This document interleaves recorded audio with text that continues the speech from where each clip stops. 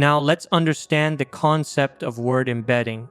Word embedding simply means converting words into numbers. The words in a sentence are passed into a transformer model, and since transformers are built on neural networks, they can only process numerical data. That's why we need to convert each word into a numerical representation.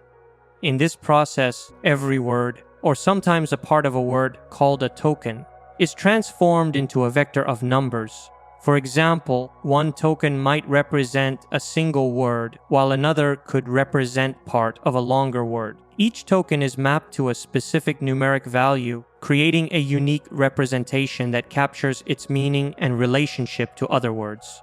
So, if we take a simple input like "sky is awesome," it will first be split into tokens and then converted into numbers.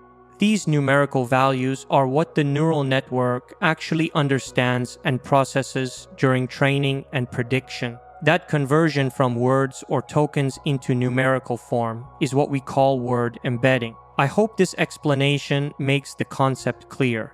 In the next lecture, we'll explore positional encoding, which helps the model understand the order of words in a sentence. See you in the next session.